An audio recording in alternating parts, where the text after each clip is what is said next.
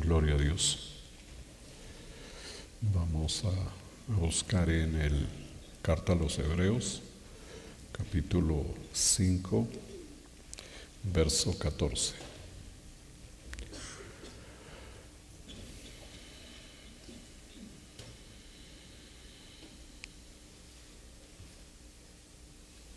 Dice: pero el alimento sólido es para los que han alcanzado madurez, para los que por el uso tienen los sentidos ejercitados en el discernimiento del bien y del mal. Señor, te damos gracias, te damos la gloria y la alabanza, exaltamos tu nombre, tu poder. Te pedimos que nos enseñes con tu palabra, en el nombre de Jesús. Amén. Pero el alimento sólido es para los que han alcanzado madurez, para los que por el uso tienen los sentidos ejercitados en el discernimiento del bien y del mal. Este verso forma parte de la advertencia contra la apostasía. La apostasía es apartarse del camino de la fe, renegar de la fe en Dios, de la fe en Jesucristo, dejar de profesar. Eso es lo que se entiende en términos generales con apostasía, o sea, abandonar la doctrina y la práctica de la doctrina que en un momento de la vida se puso en uso en la vida de una persona. Esta situación es importante tenerla en cuenta de cada creyente, porque por eso está esta advertencia, para no caer. ¿Qué favorece el que una persona caiga en esa situación de la apostasía? Aquí está en el último verso del pasaje que habla sobre el tema. Desde el verso 11 dice advertencia contra la apostasía, y estamos en el verso 14, que es el último. Un punto que destaca aquí es el hecho de que no se pueda recibir la doctrina que se considera alimento sólido, que la Biblia llama alimento sólido en esta versión, y que tiene que ver es con una doctrina más avanzada, que no está solamente en los fundamentos de la doctrina de Cristo, es decir, avanzar. En este camino se trata de avanzar para alcanzar. Un tema de alcanzar es la madurez, otro la salvación, alcanzarla, lograrla, que se cumpla en la vida de cada persona que escucha el Evangelio. Esto porque el camino de la fe es un proceso desde el momento en que cada persona recibe la información, recibe a Cristo. Desde ese momento comienza un proceso que debe ser dirigido, encaminado por los ministros de la iglesia, podemos decir, por el funcionamiento de los ministerios, porque los ministerios tienen principalmente esa función: edificar a los apartados para Dios, a los santos, y perfeccionarlos para la obra que hay que hacer. O sea, un punto importante, como dice en Efesios, es preparar a los creyentes para, otro término que se usa en esta época, capacitar a los creyentes en el tema de la fe en Dios, para que lleguen en un momento a ser maestros, o sea, que tengan la posibilidad de avanzar al punto de que pueden enseñar. Esa es una meta. De hecho, es tan importante esa meta que el Señor Jesucristo trabajó principalmente en eso. Él no vino a la cruz directamente. Él se tomó un tiempo de 3 años para preparar, capacitar a un grupo de personas en esto mismo, para que ese grupo de personas puedan dar inicio a un proceso que viene a ser lo que constituye el establecimiento de la iglesia entre las naciones, en todos los pueblos. Entonces, el asunto de la enseñanza, de la capacitación, de que cada persona alcance la condición de poder enseñar, es un tema central en el Evangelio. Esto no se debe entender como una cuestión adicional, que si queremos la enseñamos o la usamos o no, sino que es el fundamento, es lo que se conoce como discipulado, que fue el centro alrededor del cual trabajó el Señor con su grupo de discípulos. Podríamos decir, el deseo del Señor, lo que Él quería lograr era dejar un grupo de personas capacitadas en todos los temas que tienen que ver con esta labor. Por la práctica sabemos que esto tiene un nivel de complejidad alto, porque tiene muchos asuntos que tratar, muchos temas y muchas funciones que tienen que estarse procurando desarrollar para que se logre el objetivo, para que de un grupo o de una iniciativa de evangelización en un momento dado, comenzamos a evangelizar, comenzamos con un grupo, avancemos al punto de que se puede establecer primero una iglesia y posteriormente poder extender el trabajo hacia otras regiones. Ese es el propósito. O sea, cuando se establece la iglesia, el creyente como tal debe madurar y ser perfeccionado en este propósito. Pero en el contexto también se puede decir, la iglesia también debe madurar, perfeccionarse en ese propósito, para que de la iglesia, o sea, de la asamblea de personas que se reúnen, se vayan perfilando las personas que pueden adelantar labores, como las se denominan ahora, extramurales, ya no aquí, sino fuera de este lugar. Y el trabajo tiene que proyectarse así. El éxito tiene que ver con eso, es decir, haber avanzado hacia la madurez o hacia la perfección se va a observar primero en que un creyente puede enseñar, y segundo, que una iglesia puede enviar personas capacitadas a adelantar la función en otros lugares, para que cuando lleguen a los otros lugares, estas personas puedan hacer lo mismo. Entonces, es un sistema de enseñanza en el que se va a ir avanzando progresivamente.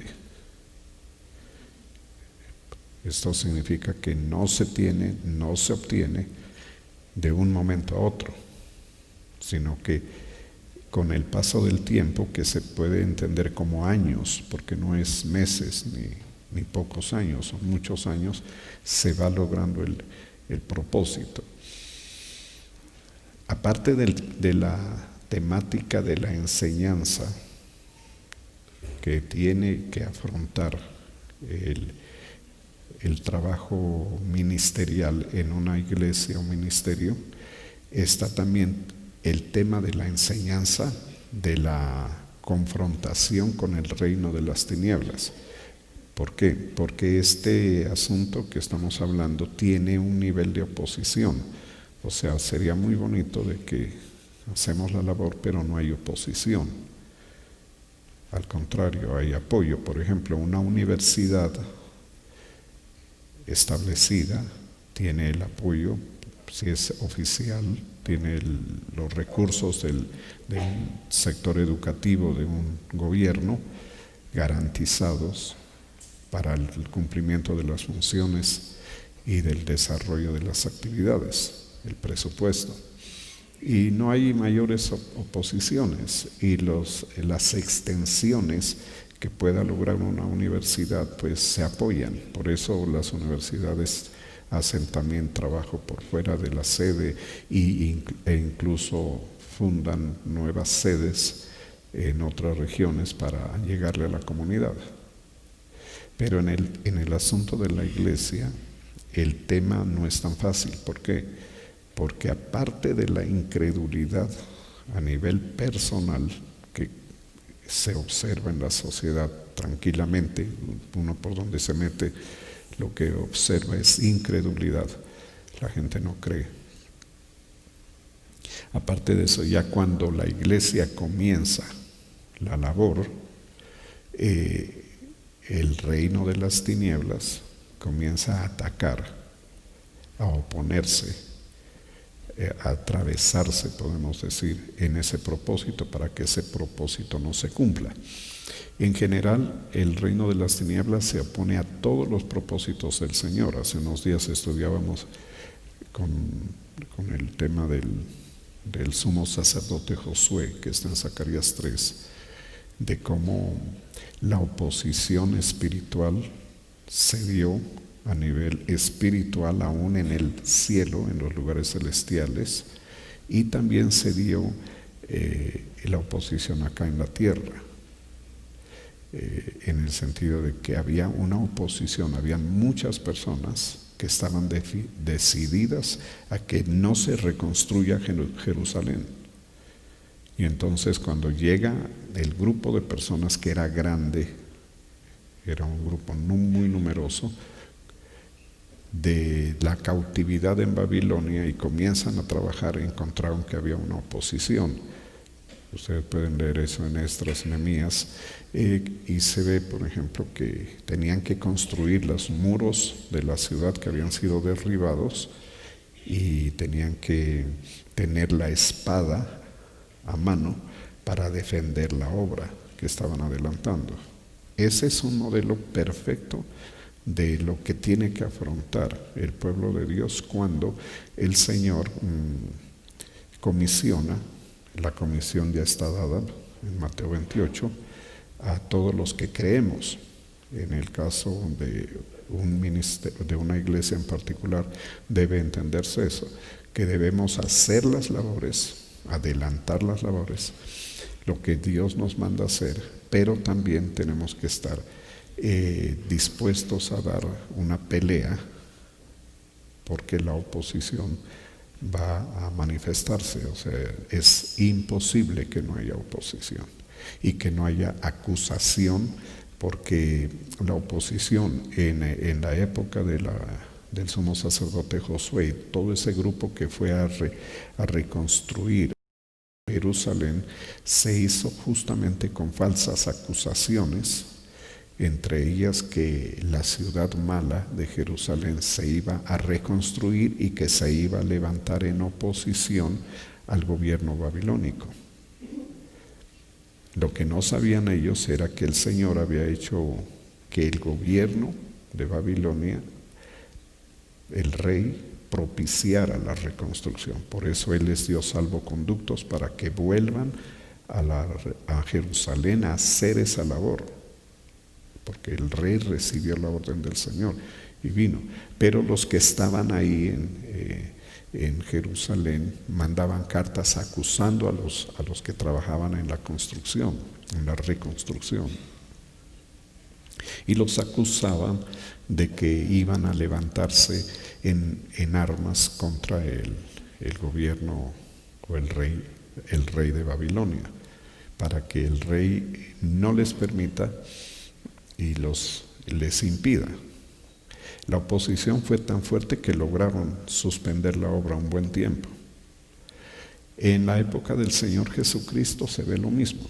Él vino a hacer su labor muy bonita, muy bien hecha, 3 años, extraordinaria, pero le costó la vida.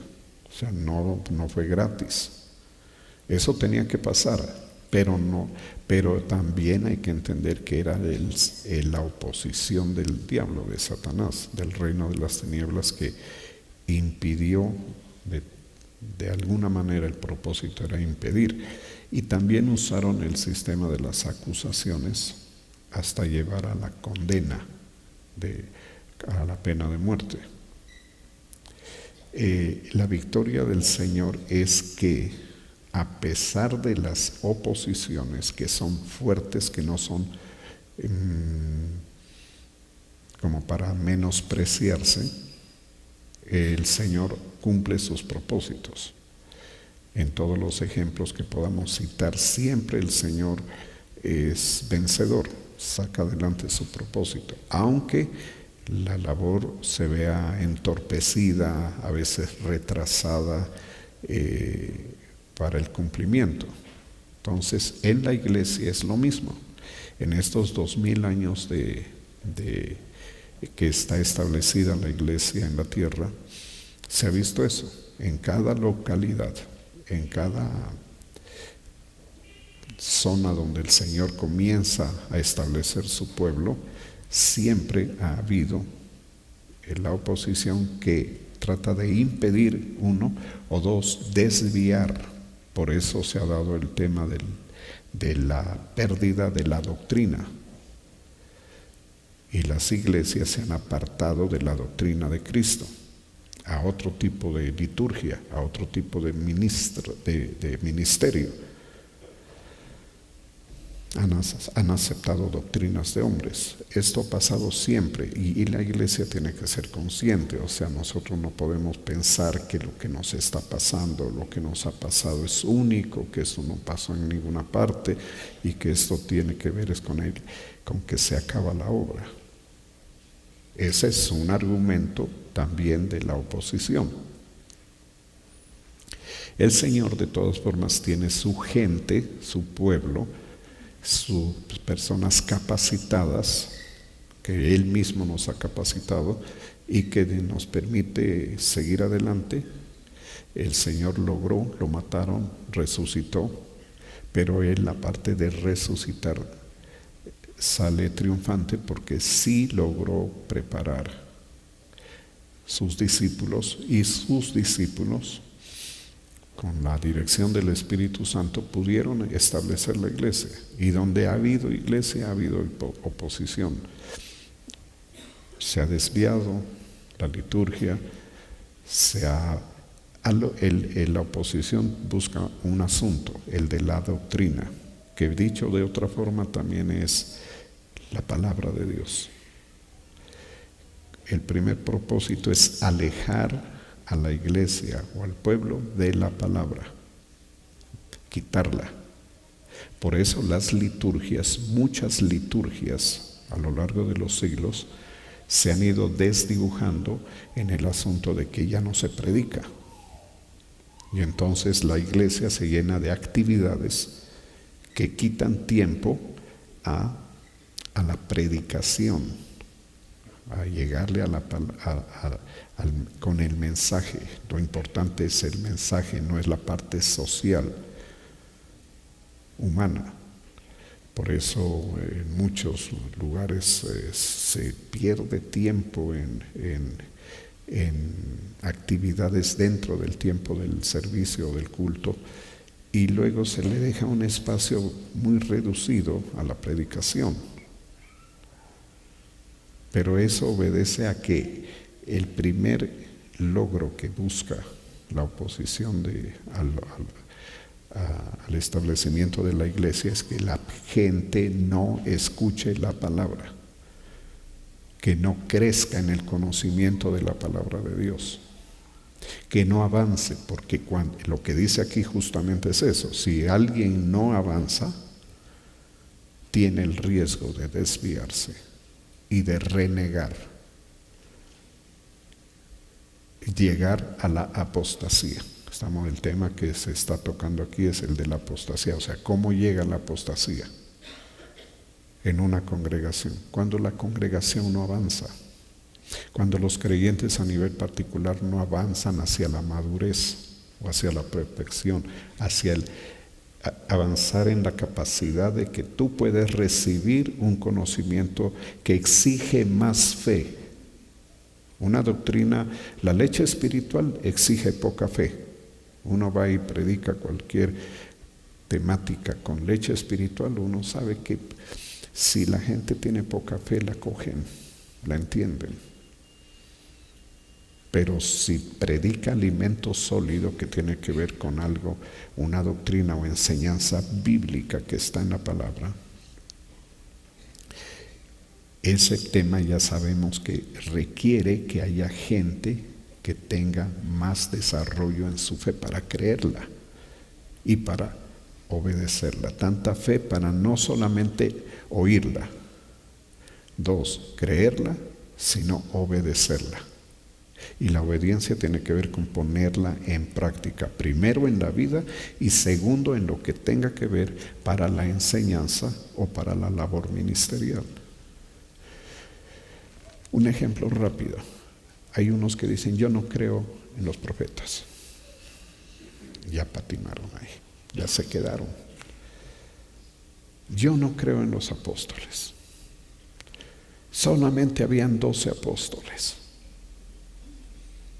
Y yo les leí hace unos días un verso que está en los Hechos que dice, los apóstoles, Bernabé y Pablo. Bernabé era apóstol. Entonces no han leído. ¿Y por qué no han leído? Porque se han alejado de la palabra. Cada uno de nosotros necesita estar estudiando la palabra y necesita estar oyendo que le enseñen, que lo desarrollen en la temática. Entonces, cuando la gente no avanza, se queda con fundamentos que son válidos, pero que no son suficientes para el desarrollo de las actividades. ¿Por qué? Porque se va a encontrar en la práctica con situaciones que exigen más conocimiento. Ahora, el conocimiento se transmite a través del tiempo, del proceso del tiempo. Por eso vamos adelante hacia la perfección, como dice en el verso 6.1 de capítulo 6, verso 1. Dice, vamos adelante a la perfección, no nos quedemos en los fundamentos siempre. Entonces, la apostasía denota falta de conocimiento. Segundo, denota ausencia de fe. Porque si no hay fe, no hay nada. Este proceso no avanza sin fe. También se puede dar el caso de que no se enseñó, no se preparó bien a la gente en lo básico. Hay que dar lo básico, hay que dar el desarrollo, hay que dar las oportunidades, las enseñanzas, hablar claro. Hablar de la doctrina de Cristo para que cada uno, de acuerdo a su capacidad, pueda adelantar la capacidad en lo natural, intelectual y en la capacidad de fe. Porque no todos somos iguales. Hay unos que tienen más capacidad intelectual, así como hay unos que tienen más fe que otros. Entonces, la idea es llevarlos a cada uno al desarrollo de la fe hasta donde puedan. Esto se ve, por ejemplo, en el caso del Señor Jesucristo. Él tenía discípulos emocionales como Pedro, que quería estar en todo, muy activo, sí, muy interesado, muy comprometido, pero le faltaba. Pedro no entendía el proceso. Y por eso él dijo que estaba dispuesto a morir y no estaba dispuesto, no estaba en el tiempo de estar dispuesto a morir. Después de muchos años sí estaba dispuesto a morir y efectivamente murió. O sea, hay cosas que todos en un momento dado no vamos a poder hacer, pero que si nos desarrollamos en el tiempo, perseverando, aprendiendo, practicando, creyendo, obedeciendo, llegará la posibilidad de que lo hagamos. Por eso Pedro murió crucificado. Pero al principio no, por eso negó a Jesús. Bueno, así mismo es con todo.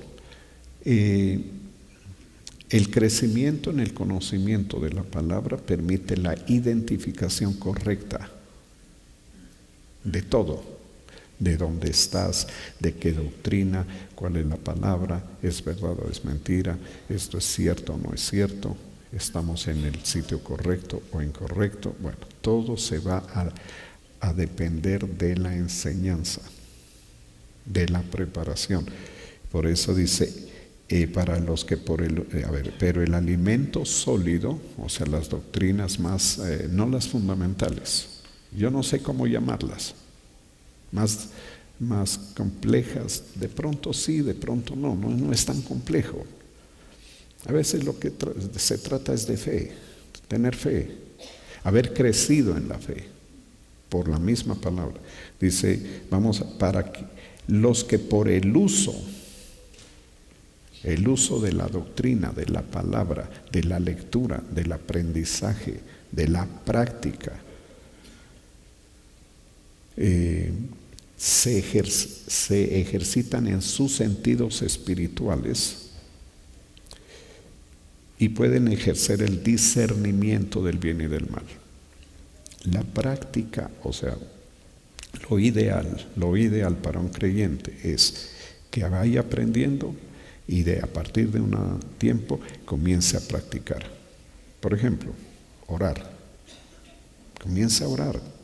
Empiece a orar, a interceder, a practicar la intercesión. Segundo, a predicar. Todos hemos pasado por el momento en que comenzamos a predicar. ¿Somos los grandes predicadores? No, nos creemos los grandes predicadores, pero no somos grandes, somos novatos. Estamos aprendiendo, pero el tiempo va sumando y uno va aprendiendo. Y la práctica enseña. Esto es como en todas las ciencias y trabajos humanos. Uno aprende en la universidad, pero si no practica, se queda. Porque en la práctica va a haber lo que hablo como médico que fui, la casuística, que le va enseñando. Una cosa es la teoría, la doctrina, y otra cosa, el médico aprende, pero empieza a llegarle y de pronto le llegan enfermedades que él no le puso atención en el estudio por lo raras, pero le llegan. ¿Y qué tiene que hacer? Ponerse a estudiar, volver a los libros. Bueno, todo ese proceso. Entonces, la práctica es importante. Y el maestro es importante, porque uno no puede ser práctico nomás, porque uno va a ir cometiendo errores. Pues va a aprender, sí, pero es muy lento, demasiado lento, y con muchos más errores que teniendo maestro, porque aún teniendo maestro se pueden cometer errores. Porque en la iglesia se ven situaciones también, es como en la medicina. Aquí se ve de todo tipo de gente, todo tipo de actitudes, todo tipo de fe. Le salen con unas cosas rarísimas que a uno le exigen situación, cómo manejo, cómo aconsejo, cómo dirijo la palabra a una congregación así, en un auditorio como este, y más sabiendo que se está oyendo y viendo en todas partes. Donde haya creyentes, ahí están reportados unos que están fuera del país. Entonces, ¿cómo les hablo? ¿Cuál es el balance que hay que tener?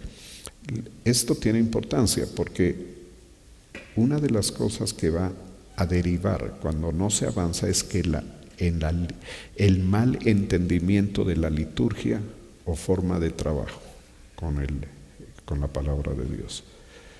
Muchos creen que tener fe y ser cristiano o creyente es simplemente ir a una congregación, sentarse, oír un sermón y no más.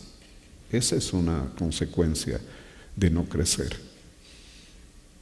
Eso se ve en muchísimas iglesias cristianas y no cristianas, católicas y lo que sea.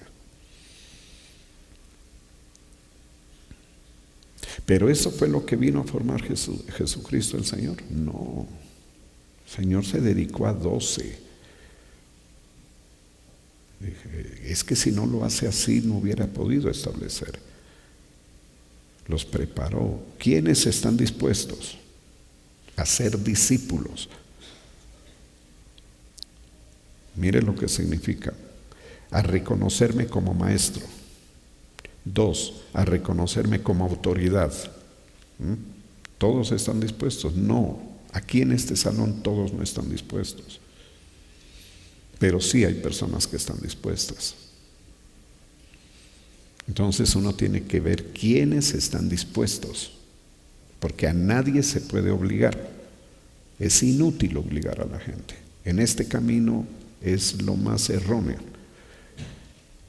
Que tu dinámica de fe te lleva. Tú llegarás hasta donde tu fe te lleve. Porque yo no voy a empujar a nadie. ¿Me hago entender? Y no lo hago porque no se debe hacer. ¿Con quiénes voy a trabajar? Con los que avancen con su dinámica de fe y que logren entender. Y una vez que entiendan, se identifiquen con el proceso.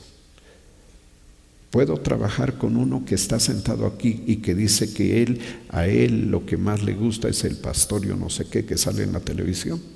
No, yo le digo, inscríbete por donde sea con ese pastor y trabaja con él, si puedes.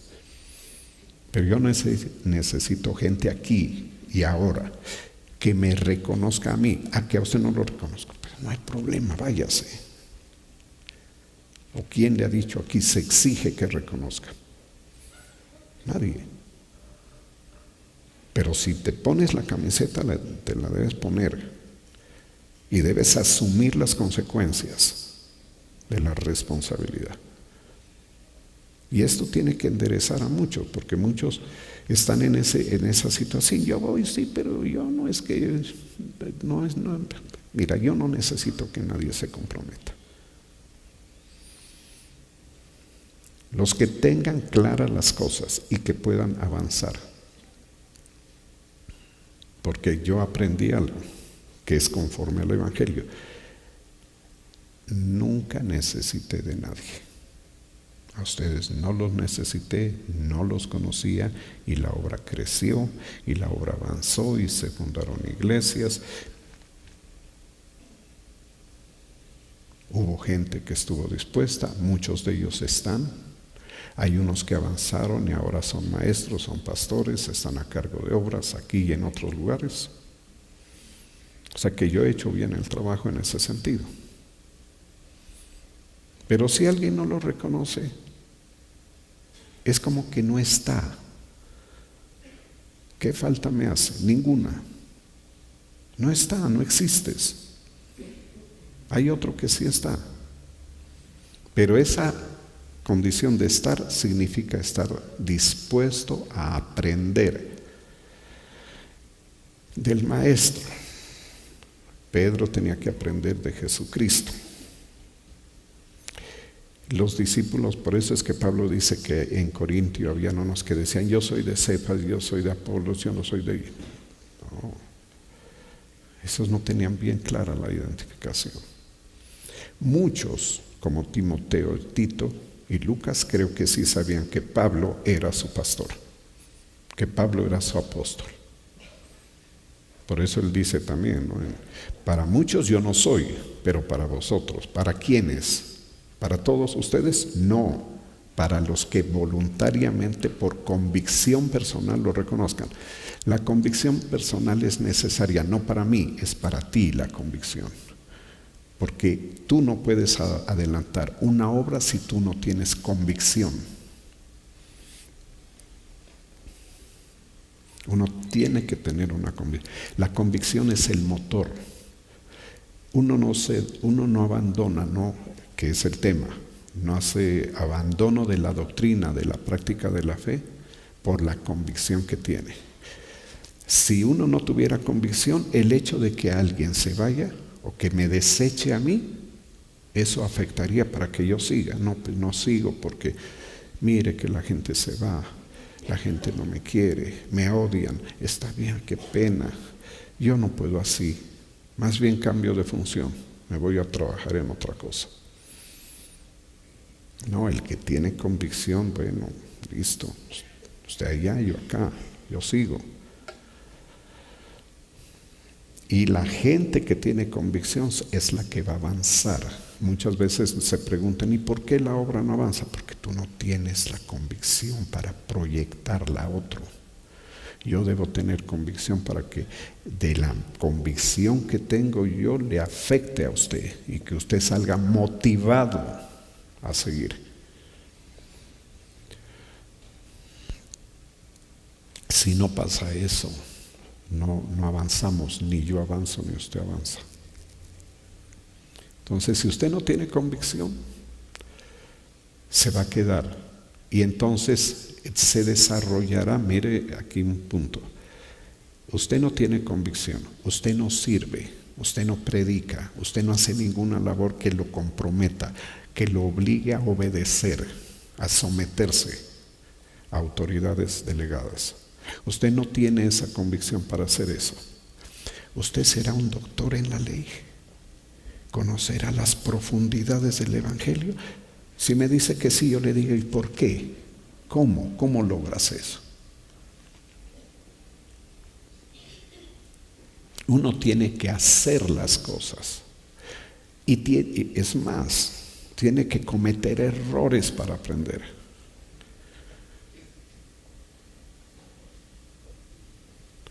¿Y dónde se van a ver? En los resultados finales, en el proceso, en el sostenimiento de un proceso que avance.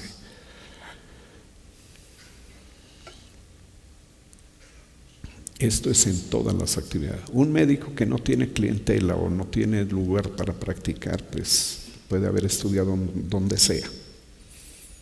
Por desuso se le olvida. Pero si está metido en un hospital, en un servicio de urgencias, atendiendo, ese va aprendiendo, se desarrolla. Después de unos años un maestro.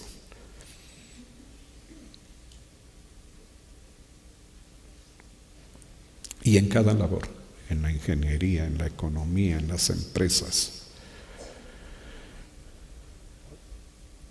hay que ponerle atención a esto en este tiempo, que la gente que menos sabe y que menos hace es la que más habla en todos los temas. Se lo repito, los que menos saben, los que menos hacen, son los que más hablan. Este mundo está lleno de charlatanes, o sea, gente que habla, pero que no son capaces de hacer nada por sí mismos. Esto se ve en la política. Cuando el actual presidente de los Estados Unidos se propuso para la presidencia, Trump, nadie creía en él. ¿Que cómo? Si este ha sido un loco, este ha sido de todo. No puede, este no es político. Nunca es un empresario, un constructor, y lo vulgarizan. Uno que hace edificios, sí, poquito, ¿no? Hay unos que no son capaces de hacer una casa, una choza. Bueno, y él tiene edificios en muchas ciudades del mundo, grandísimos. Y mire qué vergüenza para los charlatanes. ¿Qué presidente en el periodo de tiempo que está de presidente en Estados Unidos ha creado más de 6 millones de nuevos puestos de trabajo para esa sociedad? Que uno lee eso y dice que qué rico que aquí en Colombia pudiera hacer eso así. Acabaría con el desempleo en este país. Qué rico en Venezuela, ¿no? Que tanto hablan del imperialismo y de tanta cuestión. Qué rico.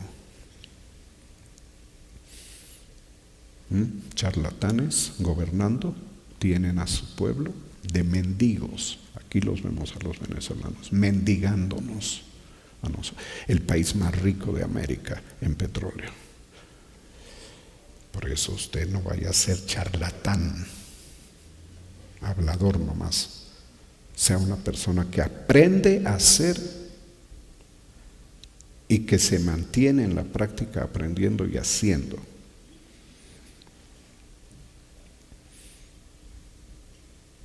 Entonces hay que entender ese proceso. Y en el Evangelio es igual. Aquí habla, todo el mundo es doctor en teología, doctor. Sí, está bien. Gracias a Dios que yo no los oigo. Yo trabajo, siempre lo he hecho. Trabajar. Como dice uno aquí, ¿no? Trabajar, trabajar y trabajar. No más. Se acaba el cuento. Pero con convicción. Y sembrando convicción, o sea, fe en las personas para que puedan hacer el trabajo. Porque si no aprende así, usted termina en nada. Y no le parezca raro que termine fuera de la iglesia. No de esta, sino de la iglesia, de la verdadera iglesia, de los que se salvan. ¿Por qué? Porque dejó de practicar, nunca lo hizo. Se extravió en actividades y en palabras. Se perdió. Por ahí se ve tanta gente de iglesia en iglesia buscando la doctrina.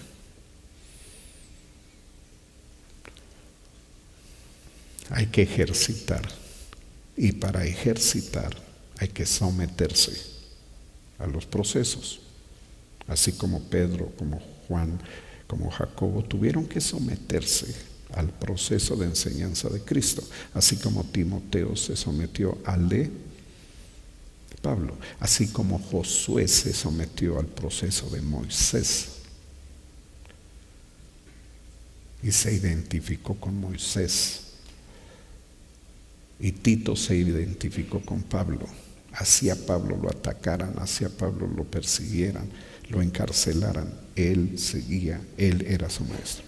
Por eso, mire una cosa. Cuando Jesús de Nazaret comenzó su ministerio, había otro que tenía discipulado y era Juan el Bautista. Y por eso se hace distinción. Era discípulo de Juan. Habían otros que eran discípulos de Cristo. ¿El Señor irrespetó el discipulado de Juan? No, lo honró. Y de hecho, algunos de los discípulos de Juan el Bautista, por la muerte de él, pasaron a ser discípulos de Jesús. Pero cuando murió, no es que fueron, aquí venimos porque no nos gusta, no sé, cualquier argumento.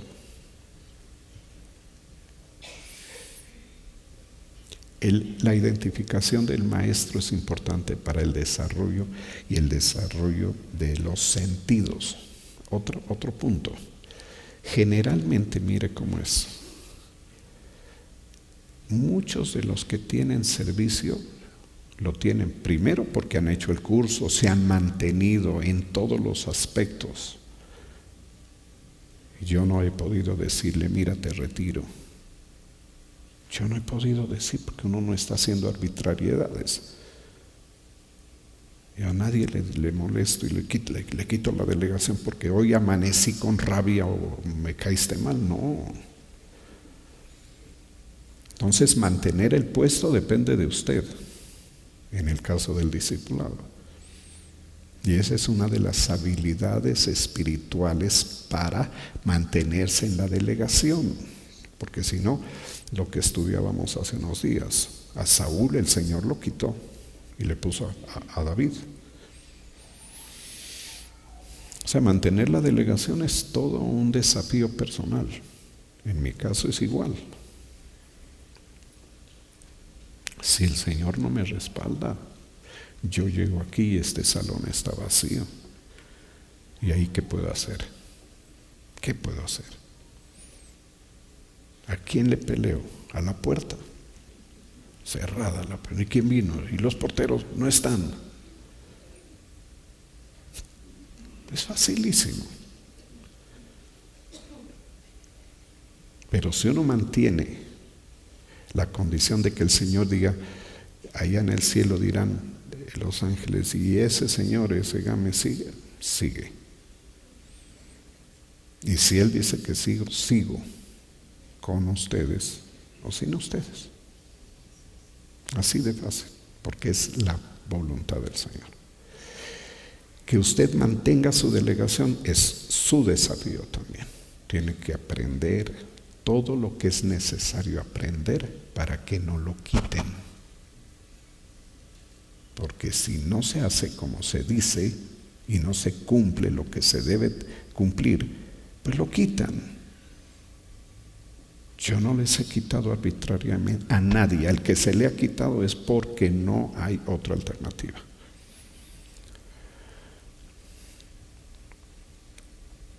Y eso no me pesa a mí, yo duermo tranquilo. Eso es cada uno. Entonces, ¿qué le digo? Que usted tenga la posibilidad de desarrollarse depende de la delegación. Porque ahí está el pastor, o el otro pastor, o el otro pastor. ¿Qué tienen ustedes los pastores? Campos de práctica. ¡Qué bendición! Un lugar para desarrollo. Crezca en la fe, aprenda, mejore su calidad de servicio y que la obra crezca, que crezca como reflejo de su crecimiento, de su aprendizaje, de que sepa más, de que entienda mejor, que administre mejor. Qué bonito que a uno le den campo de práctica. Eso es como en la empresa. Muchos llegan a una empresa, entran en cualquier cargo. A mí cuando me preguntan, ¿y acepta el cargo? Acéptelo. No, pues que pagan poquito. Eso es lo que usted motiva. Pagarle poquito. Cuando usted demuestre que es un crack en las ventas, que es un crack como gerente, que es un crack como de vendedor, es otra cosa. Él mismo le va subiendo.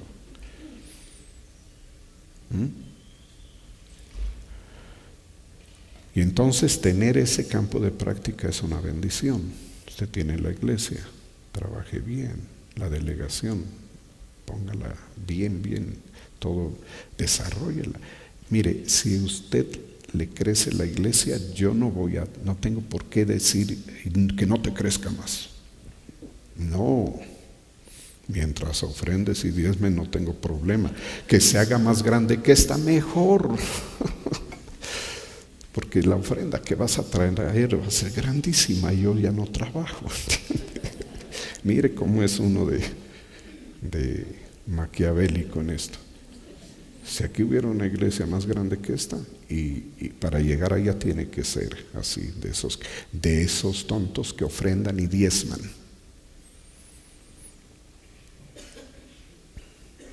Entonces le van a ofrendar y le van a diezmar allá. Entonces me trae algo más grande. Y yo con más motivación voy a orar para que la obra que tú diriges crezca. Y yo puedo decir, con 4 o 5 iglesias grandes, yo me puedo echar a dormir.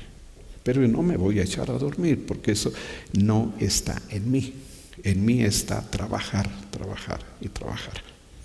para el Señor. Pero hay que entender, estas cosas no se dan por arte de magia. Esto no se da porque sí. Nada en la vida se da porque sí. Entonces, la práctica, que aquí la expresa así, sentidos ejercitados. ¿Cuándo ejercito mis sentidos? Cuando tengo que usarlos. ¿Cuándo ejercito mis sentidos? Cuando tengo que predicar, cuando tengo que dar consejería, cuando tengo que atender a un endemoniado, cuando tengo que orar, cuando tengo que ver qué hago o qué no hago. Cuando tengo los sentidos, cuando tengo que ver a quién uso o a quién no uso. A quién le delego o a quién no le delego. Ahí voy aprendiendo las delegaciones. Una cosa que yo hice muy mal fue delegar. Yo delegué gente que no era cristiana. Qué tonto. Porque esto sin fe y sin el Espíritu Santo se puede hacer. Cualquiera viene, se aprende la Biblia y predica, pero no tiene al Señor. Viene la prueba, salen corriendo. El verdadero no sale, se hace matar. ¿Sí se da cuenta? El verdadero da su vida por las ovejas.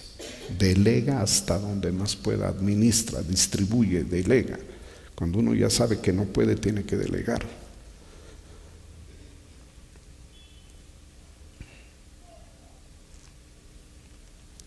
Y sobre todo que cada uno delante del Señor tiene que mantenerse vigente, es decir, lo que les decía ayer, la relación.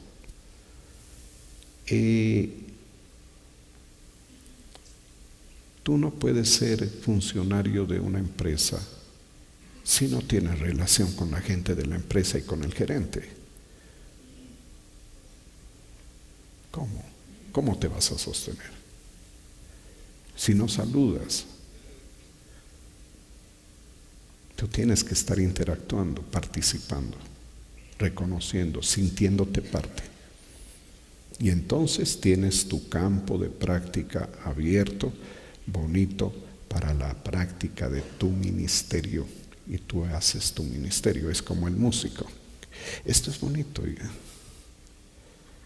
Pero yo digo, si uno no tiene que tocar todos los días, ¿usted cree que va a aprender a tocar? No, pero es que yo estudié en la universidad, sí. Pero si no tocas, se te olvida. Así de fácil.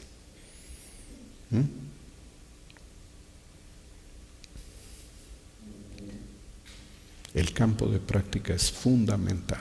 Entonces, ¿cuántos años lleva? Lleva un montón de años tocando. Se desarrolla, por más taradito que sea. Algo aprende. Así es. Pero si no tiene dónde, yo sé de gente que aprendió a tocar y nunca toca. No, que yo toco en mi casa. En la casa no se hace nada. Nadie hace nada en la casa. Perder el tiempo, eso es lo que... Porque bueno, ya te aprendiste una canción y ¿qué? ¿Qué? Ya te cansas de estar solo ahí. ¿Ya? Pero aquí viene y aquí se crean. Anoche, por ejemplo, uno a veces se estira, ¿no? Como director mire, muy contentos con la canción, ya la teníamos, me dijo el profesor Germán, me dijo, ya está lista. Pero como uno es atravesado, digamos, y uno está viendo otras cosas, le dije, hagámosle esta modificación, que no termine tan rápido, sino que la vamos a regresar. Y ahí quedamos. Se nos creó un problema técnico de cómo se hace pero eso es bueno, porque eso nos hace pensar, nos hace practicar la música, nos hace aprender esa teoría. Lo que tú decías es que aquí termina en un tono menor y volvemos a un tono mayor. ¿Cómo vamos a hacer el ajuste ahí? O sea que uno hace cosas buenas, los pone a pensar, a resolver situaciones. Así es la práctica. Y entonces se va ejercitando los sentidos. Y mire que yo he pasado por esa situación. ¿Cuántas veces? Y siempre he sido como irrespetuoso en el sentido que yo pido sabiendo que crea dificultades. Pero eso es bueno, porque la gente se acostumbra a resolver problemas.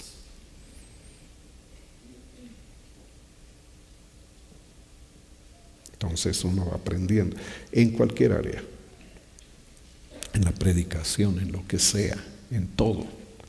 Tenemos que tener la oportunidad de ejercitar los sentidos, lo que sabemos, lo que practicamos.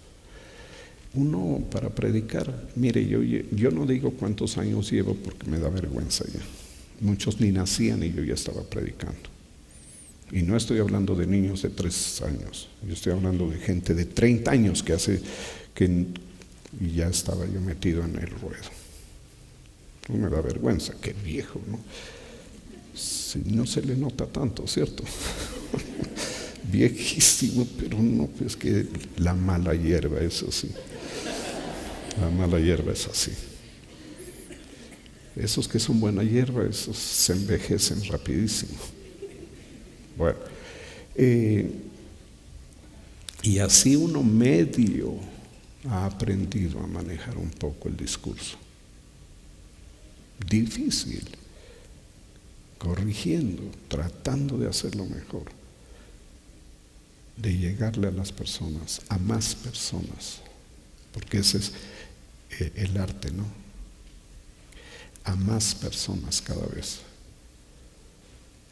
a crearle convicción a nuevos hombres y mujeres para que sirvan al Señor. Bueno, es una de las cosas que he aprendido, es no extenderme. Vamos a darle gracias.